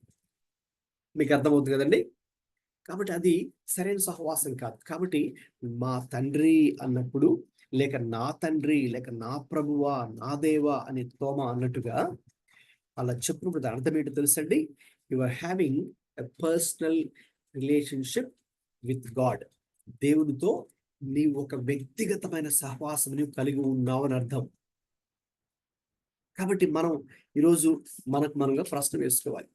ప్రార్థన చేస్తున్న మనము ఓకే దేవునితో మరి అటువంటి వ్యక్తిగత సహవాసము కలిగి ఉన్నామా? ఆ సహవాసం కలిగి ఉంటే how deep it is it? How deep is it? అది ఎంత లోతైన సహవాసంగా ఉంది, అది ఎంత సన్నిహిత సహవాసంగా ఉంది. How close it is, how intimate it is. Okay, లేక ఆ సహవాసాన్ని మీరు ఆస్వాదిస్తున్నారా, ఆనందిస్తున్నారా? Are you truly enjoying your relationship with the Lord? లేకపోతే అదేదో ఒక పేరుకు మాత్రమే నామకార్థంగా ఉందా? ఒకవేళ అలా పేరుకు మాత్రమే నామకార్థంగాను, లేక మనకు అవసరాలు ఉన్నప్పుడే ఆయన దగ్గరికి వెళ్ళి అవసరాలు తీరిన తర్వాత ఆయన మర్చిపోయేటట్టుగా మన సంబంధం ఉందా, సహవాసం ఉందా? ఆలోచించుకోవాలి. మనందరూ ఇప్పుడు ఈరోజు మరి అది ఆలోచించుకోవాలి. అది ఆలోచించుకొని ఇప్పుడు మెయిన్ థింగ్ ఏంటంటే ప్రార్థన ముఖ్యమైన విషయం కాదు. లేకంటే ప్రార్థన నా ఉద్దేశం దేవుని దగ్గరికి వెళ్ళి అడగడం, నాకు అది కావాలి ఇది కావాలి, అది కాదు. ప్రాముఖ్యమైన విషయం దేవునితో వ్యక్తిగత సహవాసం, అది చాలా ప్రాముఖ్యమైన విషయం. Having a personal or intimate relationship with God is the most important thing. అది మనం కలిగి ఉంటే ఇంకా తర్వాత మనకి ఏది కావాలో ఆయన తెలుసు, మనం దాన్ని అడుగుతాం, ఆయన కూడా తప్పకుండా దేవుడు మనకి ఇస్తారు. అది ఇచ్చిన తర్వాత కూడా ఏదో మనం ఆయన ఇచ్చాడనే దానికోసమే కాకుండా ఆయనతో you enjoy the having relationship with him. ఆయనతో మనం కలిగిన సహవాసాన్ని మరి మనము ఆస్వాదిస్తాం, ఆనందిస్తాం. దాన్ని ఆధారం చేసుకొని ఇంకా మనకు అవసరాలు ఉన్నప్పుడు, కష్టం ఉన్నప్పుడు వాటి కోసం ప్రార్థన చేస్తాం. ప్రభు వాటిని అనుగ్రహిస్తాడు తప్పకుండా. అది కూడా నేను తర్వాత ఇదే ప్రార్థనలో చెప్తాను ఆ అవసరాల గురించి. అయితే ఇక్కడ మా తండ్రి అన్నప్పుడు దాని అర్థం ఏంటి అంటే దేవునితో మనందరూ కూడా ఒక వ్యక్తిగత లేక సన్నిహిత సహవాసము కలిగి ఉండాలి అని అర్థం. అది గుర్తుపెట్టుకోండి. ఒక క్రాస్ రెఫరెన్స్ అక్కడ నేను మెన్షన్ చేయలేను, కానీ ఒకటి ఇప్పుడు మీకు చూపిస్తాను. ఫస్ట్ రాసుకోండి, తర్వాత చదవండి. యోహాను రాసిన మొదటి పత్రిక 1వ అధ్యాయం 1వ వచనం. 1 John 1:1 చదవండి తీసిన వారు. 1 యోహాను 1:1 అండి. జీవవాక్యమును గుర్చినది. ఆది నుండి ఏది ఉండెనో, మేమేది వింటిమో, కన్నులారా ఏది చూచితమో, ఏది నిదానించి కనుగొంటెమో, మా చేతులు దేని తాకి చూచెనో అది మీకు తెలియజేస్తున్నాను. రైట్. ఇక్కడ అపోస్తుడైన యోహాన్ అంటే మరి మనందరూ తెలుసు కూడా యేసుక్రీస్తు ప్రభుకి ఎంతమంది శిష్యులు అండి? మొత్తం 12. ఆ 12లో మనకి ఇన్నర్ సర్కిల్ అని పిలుస్తాం. అంటే ఆయనతో దగ్గరగా ఉన్నటువంటి శిష్యుల బృందం. వారు ఎంతమంది అంటే 3 ఉన్నారు. ఎవరా 3? తెలిసిన వారు పీటర్, చెప్పండి. ఎవరా James, 3? Pethuru, Yakobu, Yohanu. Peter, James and John. Peter, James and John కదా. సో కాబట్టి ఆ యోహానే ఈ పత్రిక ఆయన వ్రాస్తూ చెప్తున్నారు ఏమని? జీవవాక్యమును గూర్చినది ఆది నుండి ఏది ఉండెనో, అంటే యేసుక్రీస్తు గురించి ఆయన మాట్లాడుతున్నారు. మేమేది వింటిమో, అలాగే అంటే యేసు ప్రభు వారు చెప్పడం ఆయన విన్నారు. కనులారా ఏది చూచితమో, అంటే ఆయన మీరు కనులారా చూచారు. ఏది నిదానించి కనుగొంటిమో, అంటే ఎవరికి వారుగా వారే వ్యక్తిగతంగా ఆయనను కనుగొన్నారు. అలాగే మా చేతులు దేనిని తాకి చూచెనో, అంటే వారే వ్యక్తిగతంగా ఒక అనుభవాన్ని కలిగి ఉన్నారు. They had the first hand experience. ఎవరో చెబితే యేసు ప్రభు గురించి వారు వినలేదు. వారంతకు వారు కళ్ళారా చూస్తే, లేక ఆయన చెప్పడం తమ చెవులారా విని వారి కనులారా చూచారు.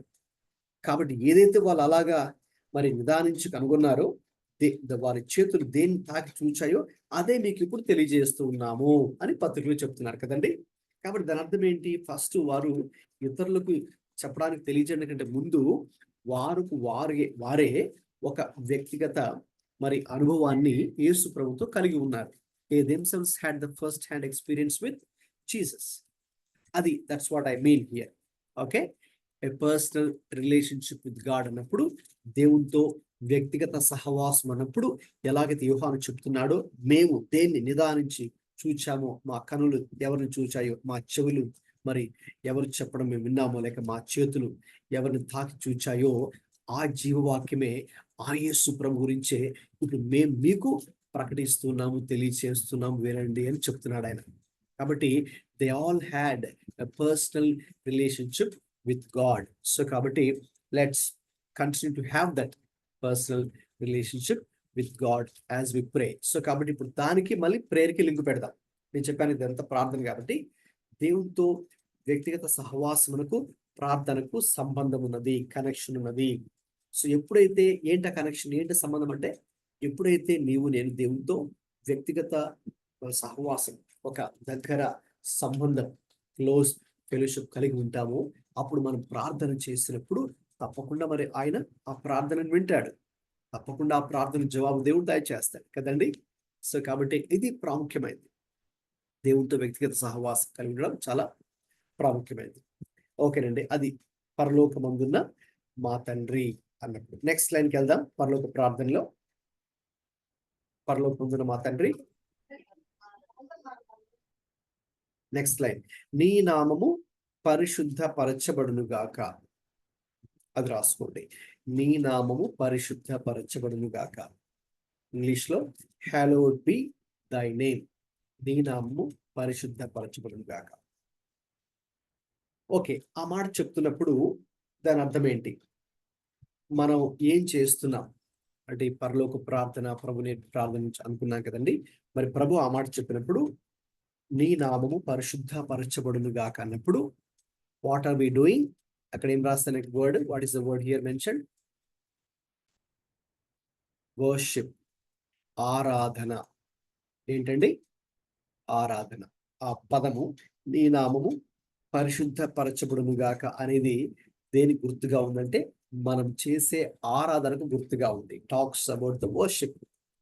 కాబట్టి మనం ఆరాధనకు చాలా ప్రాముఖ్యతనిచ్చేవారుగా మనం ఉండాలి. వాస్తవంగా ఇది ప్రార్థన కదండి. It's a Lord's prayer, heavenly prayer, model prayer చెప్పాను, ప్రార్థన. కానీ చాలాసార్లు మనం ఏమనుకుంటాం, ప్రార్థన అనగానే మనం ప్రభువా మరి నాకు అది కావాలి, ఇది కావాలి, అది ఇవ్వండి, ఇది ఇవ్వండి అన్నట్టుగా మనం ఏదో అడగడం, అవసరాలు దేవుడి ముందు పెట్టి అడిగేసి వెళ్ళిపోవడమే ప్రార్థన అనుకుంటాం. కానీ no, that's not the way. యాక్చువల్గా ప్రేయర్ ఏంటి అంటే ఇట్స్ వర్షిప్. అది ఒక ఆరాధన, అది ఒక ఆరాధన. అందుకే ఈ యొక్క సేమ్ ఇదే ఎగ్జాంపుల్ మీకు చూపిస్తాను. ఇదే ప్రార్థనలో కూడా యాక్చువల్గా అవసరాల గురించి తర్వాత వస్తుంది, అది మీకు తర్వాత చూపిస్తాను. మా అనుగుణ ఆహారం మాకు దయచేయండి. ఓకే, అంటే మన అవసరాలు దేవుడు ముందు పెట్టడానికంటే ముందుగానే మనం ఏం చేయాలి? ప్రభువుని ఆరాధించాలి, ప్రభువుని స్తుతించాలి, ప్రభువుని కొనియాడాలి, ప్రభువుకి కృతజ్ఞతాస్తుతులు చెల్లించాలి.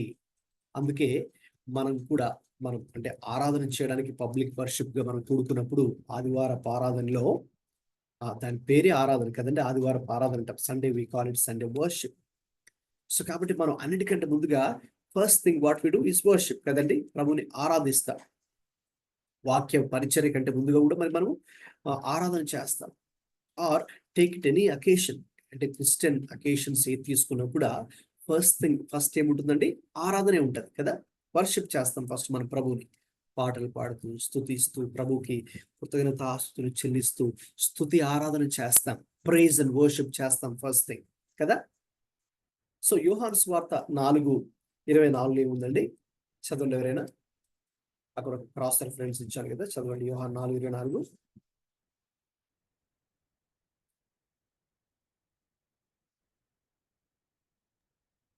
దేవుడు ఆత్మ గనుక ఆయన ఆరాధించేవారు ఆత్మతోనూ సత్యంతోనూ ఆరాధింపవలెను. ఆరాధింపవలెను. దేవుడు ఆత్మ గనుక, since God is spirit, so ఆయన ఆత్మ గనుక ఆయన్ని ఆరాధించేవారు ఆత్మతోనూ సత్యంతోనూ ఆరాధించవలెను. ప్రభు అక్కడ సమరయ స్త్రీతో మాట్లాడుతూ ఆ సంభాషణలో ముగింపులో ప్రభు ఆ మాట చెప్తున్నారు అక్కడ. కాబట్టి ప్రభుని ఆరాధించాలి, అది చాలా ప్రాముఖ్యమైన విషయం. అందుకే worship very important. Praise and worship అనేది చాలా ప్రాముఖ్యమైన విషయం. ఇప్పుడు మనం చూసుకుంటే వర్షిప్ కి ప్రేయర్ కి లింక్ ఉందని చెప్పాను. వాస్తవంగా ఇది ప్రేయరే అని చెప్తున్నాం, కానీ ఇట్స్ వర్షిప్.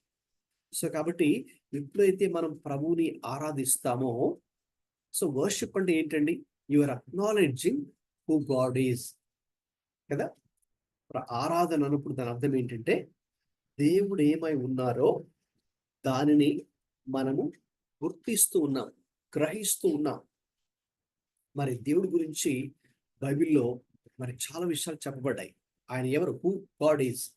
దేవుడు సృష్టికర్త అని బైబిల్లో రాయబడింది. దేవుడు సృష్టికర్త. సో ఆ వర్షిప్ లో నువ్వేం చేస్తున్నావు? దేవా, మీరు సృష్టికర్త అయిన దేవుడు అని దేవుడికి నేను చెప్తున్నప్పుడు your acknowledging that God is the creator. లేకపోతే when you say that Lord, you are the sovereign Lord, ప్రభువా మీరు సార్వభౌమాధికారం కలిగిన దేవుడవు అని మీరు ప్రార్థనలో దేవుని స్తుతిస్తున్నప్పుడు what are you saying? What are you doing? You are acknowledging God's sovereignty in our lifes. మన జీవితాల్లో ఇక దేవుడే సార్వభౌమాధికారము కలిగిన దేవుడు. అంటే అర్థం ఏంటంటే సర్వముపై అధికారము కలిగిన దేవుడు మన దేవుడు. కాబట్టి నువ్వేం చేస్తున్నావు? ఆరాధనలో మరి చెబుతూ మరి సజీవుడు అయిన దేవా మీకు స్తోత్రం అని చెప్పినప్పుడు మనం ఏం చెప్తున్నాం? మన దేవుడు, మనం ఆరాధించే దేవుడు ఆయన ఏదో ఒక రాయో మరి రప్పో చెట్టో పుట్టో కాదు. ఆయన ప్రాణంతో ఉన్న దేవుడు, సజీవుడు. మనం ఎలాగైతే ప్రాణంతో కదులుతూ మాట్లాడుతున్నామో ఆ దేవుడు కూడా, మనం ఆరాధించే దేవుడు కూడా, ఆయన కూడా సజీవుడై ఉన్నాడు. He is the living God. కాబట్టి సజీవుడు అయిన దేవా మీకు స్తోత్రం అని మనం ఆరాధించినప్పుడు నీవేం చేస్తున్నావంటే దేవుడు సజీవుడు అని నీవు గుర్తిస్తున్నావు. సర్వశక్తిమంతుడైన దేవా మీకు స్తోత్రం అని మనం దేవుని స్తుతిస్తాం కదా. కొన్నిసార్లు ఆ పదాన్ని చెప్పి సర్వశక్తిమంతుడైన దేవా, God almighty, I praise you, I worship you, I thank you అన్నప్పుడు దాని అర్థం ఏంటో తెలుసా? నీవు దేవుడిని ఎలా గుర్తిస్తున్నావు? ఆయన సర్వశక్తిమంతుడిగా గుర్తిస్తున్నావు. అలాగే సర్వవ్యాపి అయి ఉన్న తండ్రి మీకు స్తోత్రం, God who is present everywhere, omni present అని పిలుస్తాం. సో నీవు ఆ మాట చెప్పి దేవుణ్ణి ఏం చేస్తున్నావు? ఆరాధిస్తున్నావు. అంటే అర్థం ఏంటి? You are acknowledging that God is present everywhere at the same time, all over. ప్రతి స్థలమందు కూడా దేవుడు ఉన్నాడు అని నీవు గుర్తిస్తూ ఉన్నావు.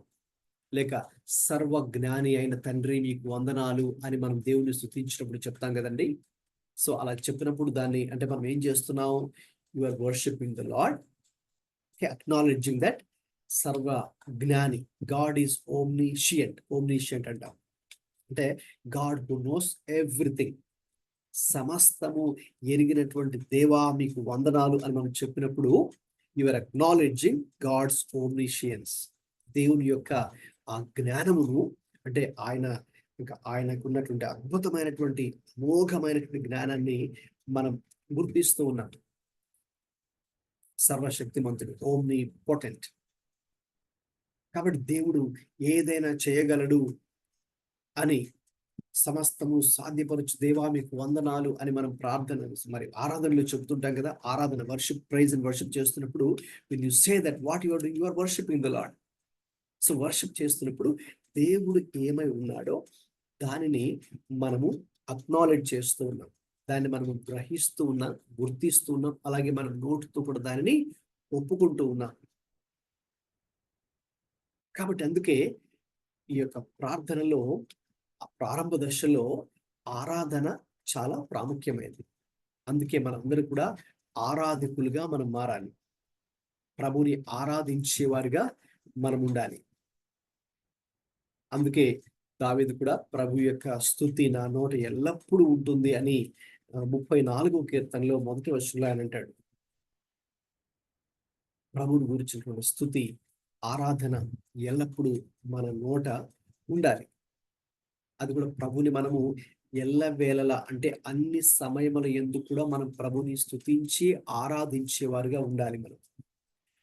అంటే ఆరాధన ఏదో ఒక సండే సర్వీస్ లో గ్యాదర్ అయినప్పుడు మాత్రమే చేసేదో, లేకపోతే ఇంకేదైనా అకేషనల్ గా అప్పుడప్పుడు చేసేదో కాదు. చెప్పండి, పరలోకంలో ఆరాధన ఎప్పుడు జరుగుతుంది? ఇట్స్ హ్యాపెనింగ్ 24/7 కదా. ఓకే, ఇంకా కొన్ని పదాలు చెప్తారు. మీరు దేవుని ఎలా ఆరాధిస్తారు? ఒక్కొక్కరు ఒక పదాన్ని చెప్పండి.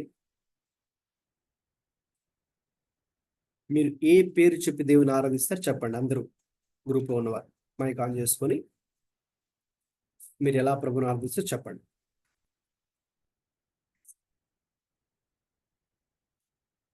రూప్ టెక్స్ట్ పెట్టాడు, ఎలా ఆరాధిస్తాడో అది ఒకసారి చెప్పగలవా?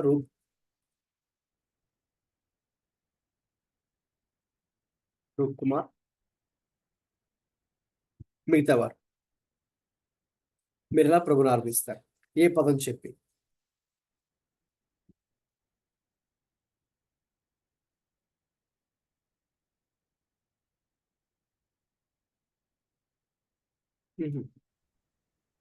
పరిశుద్ధుడు పరిశుద్ధుడు పరిశుద్ధుడు. ఓకే, పరిశుద్ధుడు అని చెప్తారు.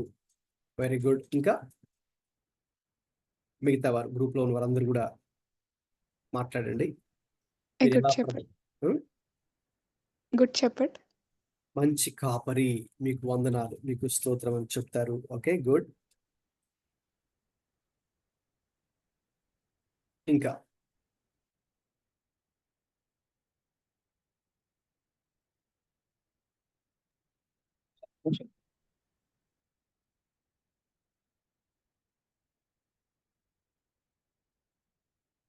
పరిశుద్ధుడు, ఇంకా చాలా కదండి. అలాగా మనం ఆ పదాలు చెప్పినప్పుడు వాట్ ఆర్ వి డూయింగ్, మనం ఏదో పదం చెప్పడం కాదు కదా. So we are not just reciting అన్యుల్లాగా ఏదో మంత్రాలు వల్లించడము, లేకపోతే వాళ్ళు తెలిసినవి అలాగే రిపీట్ చేయడము, అది అలా కాదు. వీఆర్ నాట్ డూయింగ్ ఏదో మీనింగ్లెస్ ఎక్సర్సైజ్ ఇక్కడ మనం చేయట్లేదు. ఆరాధన చేస్తున్నప్పుడు ఇతరులాగా, లేకపోతే వాళ్ళు కొన్నిసార్లు బాడీ ప్రజెంట్ మైండ్ యాబ్సెంట్ లాగా ఉంటారు వాళ్ళు కదండి. దేని గురించి ఆలోచిస్తుంటారు కానీ వాళ్ళు అక్కడ ఏదో చెప్తుంటారు. అలాగా మనం అలా చేయం. మన మనసు ఎక్కడో పెట్టి ఏదో మనకు తెలిసిన కొన్ని పదాలు వల్లించడము, చిలక పలుకుల్లాగా ప్యారెట్ లాగా దాన్ని రిసైడ్ చేయడము, అలా మనం చేయం. Okay, we do. అందుకే ఇట్స్ అ మీనింగ్ఫుల్ వర్షిప్, అర్థవంతమైనటువంటి ఆరాధనలు మనం చేస్తాం. సో కాబట్టి గుర్తుంచుకోండి, అందుకే ఆరాధనకు ప్రార్థనకు కూడా సంబంధం ఉన్నది. ఎప్పుడైతే మనం ఆ రీతిగా ప్రభుని ఆరాధిస్తూ ఉంటామో అప్పుడు మనం ఇంకా సులువుగా ప్రార్థన చేయగలము. ఆ ప్రార్థన ప్రభు ఆలకిస్తాడు. ఆలకించిన ప్రభు మన ప్రార్థనకు జవాబులు దయచేస్తాడు. ఇక తర్వాత ప్రభు ప్రార్థనలకు వెళ్దాము. నీ నామం పరిశుద్ధ పరచబడును గాక. దాని తర్వాత ఏముందండి? నీ రాజ్యము వచ్చునుగాక. నీ రాజ్యము వచ్చుగాక. Thy kingdom come. Thy kingdom come. సరే, మనం ఆ పదం చెప్తున్నప్పుడు దాని అర్థం ఏంటి? దాని అర్థం ఏంటి? దాట్ ఈజ్ అవర్ ఎక్స్పెక్టేషన్, లేక అది మన యొక్క నిరీక్షణ అని కూడా చెప్పొచ్చు. అది మనం ఎదురు చూపు. దేనికోసం ఎదురు చూస్తాం మనందరూ కూడా? దేవుని యొక్క రాజ్యము రావాలి. ఏది రావాలండి? దేవుని రాజ్యము రావాలి. దీని గురించి ఒకటి రెండు విషయాలు చెప్తారు. మరి యేసుక్రీస్తు ప్రభు ఈ భూమి మీదకి వచ్చినప్పుడు ఆయన సువార్త ప్రకటించాడు కదండి. సరే, ఆయనకంటే ముందు ఒక 6 నెలల ముందు వచ్చి ఇంకొక ఆయన కూడా సువార్త ప్రకటించారు కదా. ఆయన ఎవరు? ఆయన పేరేంటి? తెలిసిన వారు వెంటనే జాన్ ద బాప్టిస్ట్. ఎవరు? బాప్తిస్మిచ్చే యోహాను. ఎస్, జాన్ ద బాప్టిస్ట్, బాప్తిస్మిచ్చే యోహాను. వాళ్ళిద్దరూ కూడా ఒకే మాట గురించి ప్రకటించారు. ఏంటి ఆ మాట? ఎలా ప్రకటించారు? ఎవరైనా తెలిసిన వాళ్ళు ఉండి చెప్పగలరా? బాప్తిస్మిచ్చే యోహాను కానీ యేసుక్రీస్తు కానీ పబ్లిక్ మినిస్ట్రీ, బహిరంగ సేవ ప్రారంభించినప్పుడు వెళ్ళి జనాలకు ఏమని చెప్పారు? ఏ మాటలు చెప్పారు? దేవుని రాజ్యం పరలోక రాజ్యం రైట్. దేవుని రాజ్యము లేక పరలోక రాజ్యము సమీపించి ఉన్నది, మారు మనసు పొందుడి అని ఇంకా సువార్త అలా స్టార్ట్ చేశారు కదండి. కాబట్టి దేంతో ప్రారంభించారంటే దేవుని రాజ్యము లేక పరలోక రాజ్యంతో స్టార్ట్ చేశారు. They began with the Kingdom of God. ఓకేనండి. సో దేవుని యొక్క రాజ్యము సమీపించి ఉంది. సో కాబట్టి ఇప్పుడు దాని గురించి ఒక క్లుప్తంగా 3 విషయాలు చెప్తాను దేవుని రాజ్యం గురించి. మొట్టమొదటి విషయం, యేసుక్రీస్తు ప్రభువారి రాకతో ఈ భూమి మీద, అంటే ఆయన మొదటి రాకడ జరిగింది కదా, భూమి మీద ఆయన వచ్చినప్పుడు ఆయన దేవుని యొక్క రాజ్యాన్ని ఆయన ప్రారంభించారు. హీ హాస్ బిగాన్, లేక మనం ఇనాగరేషన్ అంటే కదా, ఏదైనా ఒక హౌస్ ఓపెనింగో లేక ఇంకేదైనా షాప్ ఓపెనింగో, ఓకే, దాన్ని ఓపెనింగ్ లేక ఇనాగరేషన్ అంటారు. యేసుక్రీస్తు ప్రభువారి భూమి మీదకి వచ్చి ఒక దాన్ని ఓపెన్ చేశారు లేక ఇనాగరేషన్ చేశారు. దేన్ని అంటే దేవుని రాజ్యాన్ని. ఓకే, ఆయన వచ్చి భూమి మీద దేవుని రాజ్యాన్ని ప్రారంభించారు. ఇక ప్రారంభించి ఇక రండి ప్రయాసపడి భారం మోయించిన సమస్త జనులారా నా యొద్దకు రండి అని అందరికీ ఆహ్వానాన్ని పలికారు. He has invited everyone to come and participate in God's kingdom. దేవుని రాజ్యంలో మీరు రండి, పాల్గొనండి అని ఆయన దేవుని రాజ్యం గురించి ఆయన ప్రకటించారు. ఇప్పుడు మనందరూ కూడా ఏం చేశాము? ఆ పిలుపుకు స్పందించి దేవుని రాజ్యంలోకి ఇప్పుడు మరి మనము ప్రవేశించాము. ఇప్పుడు అందరూ కూడా మనం దేవుని యొక్క రాజ్యంలోనే కొనసాగుతున్నాం. అయితే పూర్తి స్థాయిలో కాదు. ఇక ఆ పూర్తి స్థాయిలో రాబోయే రోజుల్లో మనం ఇక ప్రభుని కలుసుకున్న తర్వాత ఆయన రాజ్యానికి పూర్తి స్థాయిలో అంటే ఫుల్ ఫ్లెడ్జ్డ్ వేలో అప్పుడు మనం వెళ్తాం. సో కాబట్టి ఇది మనకి 3 భాగాలుగా ఉంది దేవుని యొక్క రాజ్యం. యేసయ్య భూమి మీద దేవుని రాజ్యాన్ని ప్రారంభించారు. ఆయన ప్రారంభించినటువంటి ఆ దేవుని రాజ్యంలో ఇప్పుడు నీవు నేను రక్షణ పొందుట ద్వారా, మారు మనసు పొందుకోవడం ద్వారా కొనసాగుతున్నాము. ఒక కాలం రాబోతోంది. రాబోయే రోజుల్లో ప్రభు యొక్క రాకడ, అది 2వ రాకడ జరిగిన తర్వాత మనం పూర్తి స్థాయిలో ఇక దేవుని రాజ్యంలో ఉండబోతున్నాం. We are going to inherit completely God's kingdom. Okay, ఇప్పుడు మనం ఈ ప్రార్థనకు వచ్చి చూస్తే ప్రభు ఏమని నేర్పించారండి? మీరు ఎలా ప్రార్థించాలి? నీ రాజ్యము వచ్చునుగాక, నీ రాజ్యం వచ్చునుగాక. ఓకే, కాబట్టి దేవుని రాజ్యం కొరకే మనం ఇప్పుడు ఎదురు చూడాలి. ప్రకటనలో చివరి అధ్యాయానికి మనం వచ్చి చూస్తే ఒకసారి తీస్తారా? ప్రకటన గ్రంథము 22వ అధ్యాయము. అక్కడ మనం చేయవలసిన ప్రార్థన, దీనికి సంబంధించిన ప్రార్థన నేను కూడా చూపిస్తాను.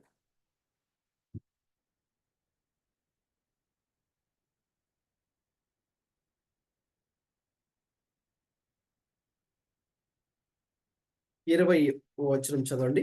ప్రకటన 22:20. ఈ సంగతులను గురించి సాక్ష్యం ఇచ్చేవాడు అవును, త్వరగా వచ్చుచున్నానని చెప్పుచున్నాడు. ఆమెన్. ప్రభు అయిన యేసు రమ్ము. రైట్. సో 20 వచనంలో ఆ మాట ఉంది. ఏమని? త్వరగా వచ్చుచున్నాను అని చెప్తున్నాడు. ఆమెన్.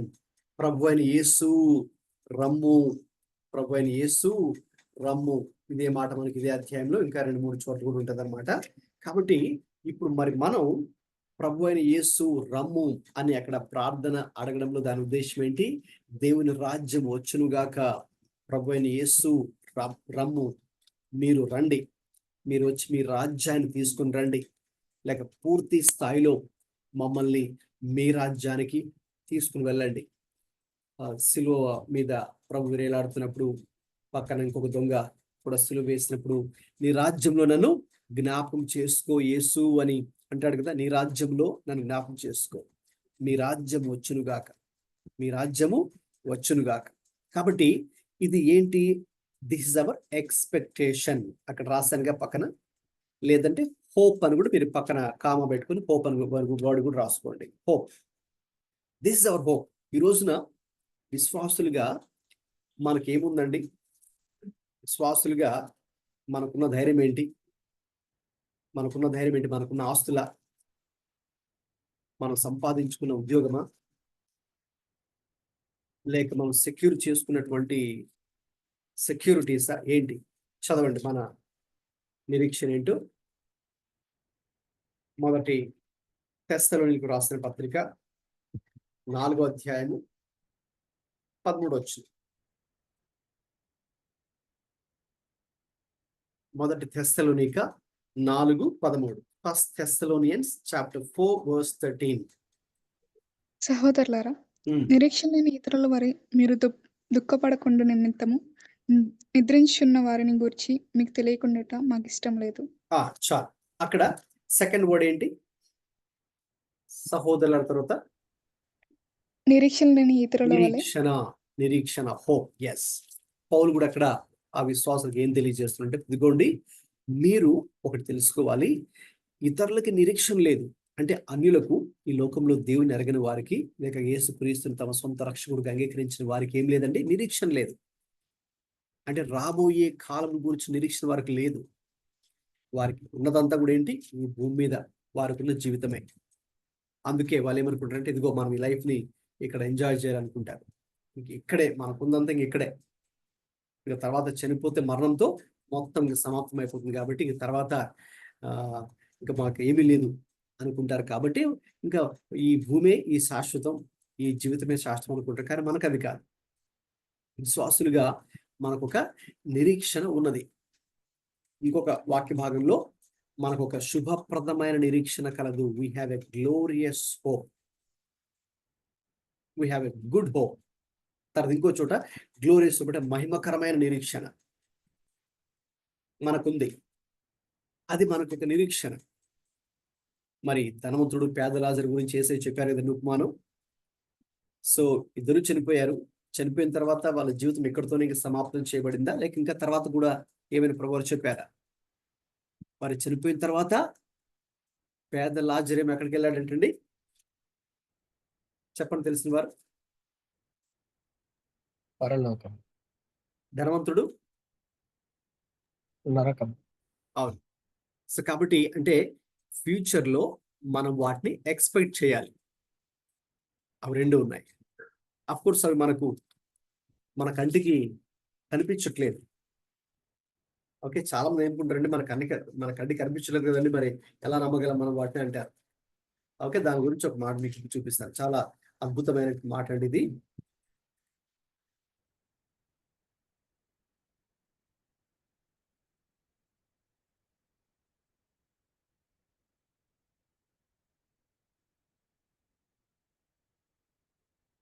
మొదటి కొరింథీ పత్రిక అండి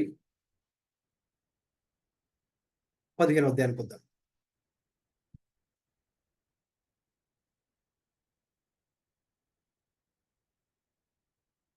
మొదటి కొరింథీ 15:50-51 చదవండి.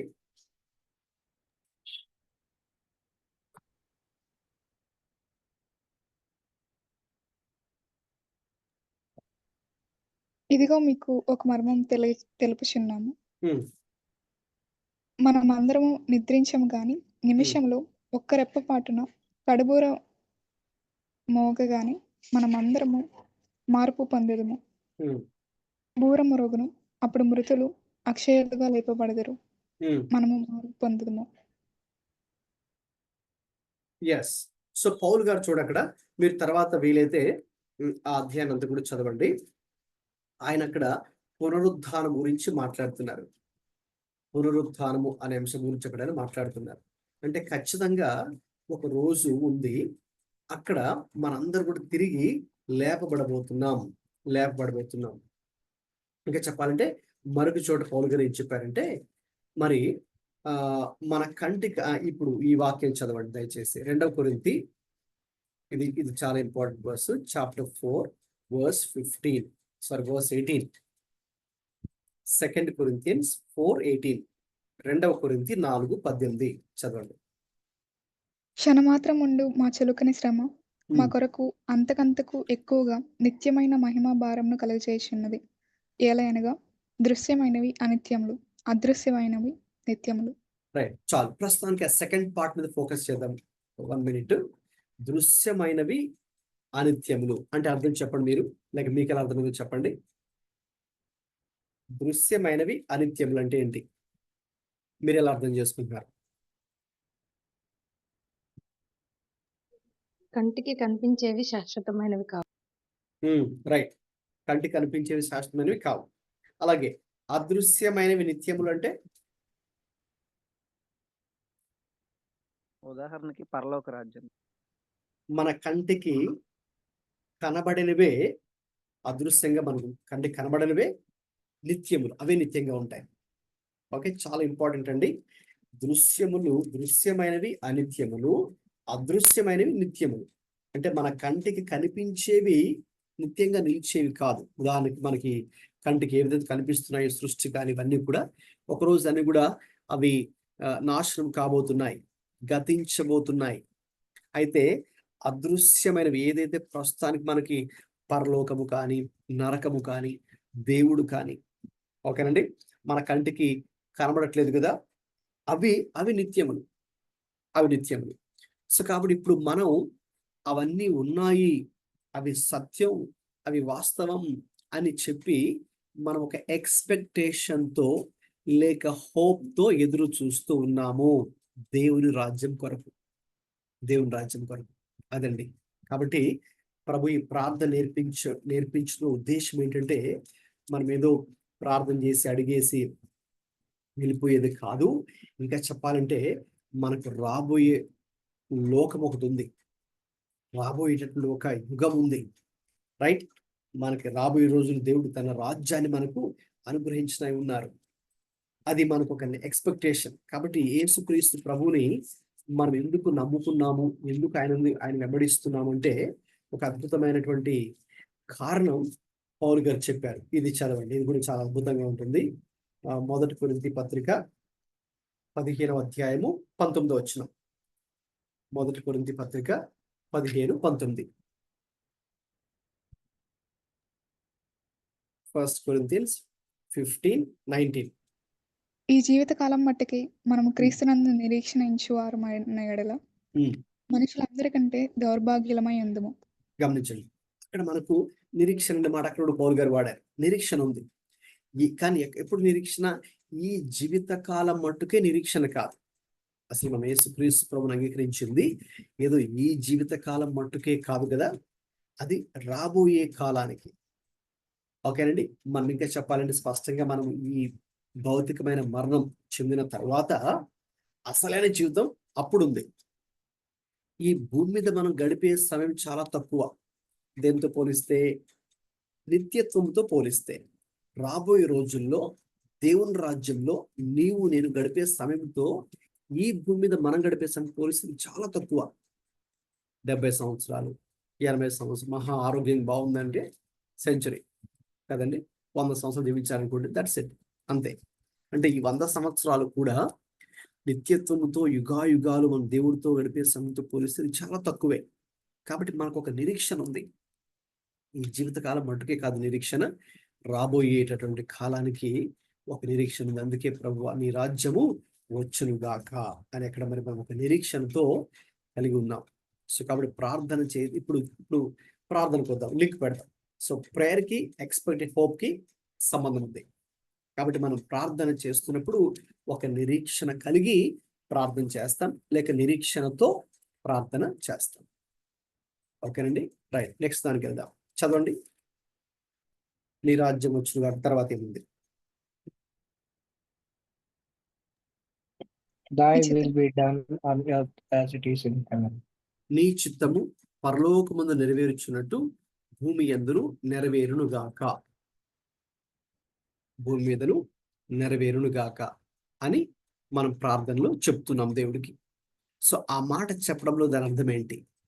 ఆ లైన్ దాని అర్థం ఏంటంటే అవర్ సబ్మిషన్ టు గాడ్. అక్కడ రాశానుగా సబ్మిషన్ అంటే దేవునికి మనలను మనము సమర్పించుకుంటూ ఉన్నాం. మనల్ని మనం విధేయతతో దేవుడికి సమర్పించుకుంటూ ఉన్నాం. ప్రభువా, ఎలాగైతే పరలోకం మీ చిత్తం నెరవేరుతుంది కదా, అలాగే ఇక్కడ కూడా మీ చిత్తం నెరవేరును గాక.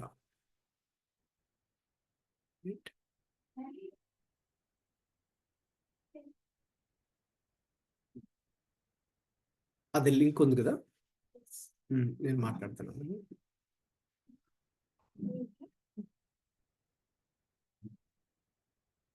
ఆల్రెడీ ఓపెన్ చేసినట్టు చూడు, లింక్, జూమ్ లింక్ ఉంది ఆల్రెడీ.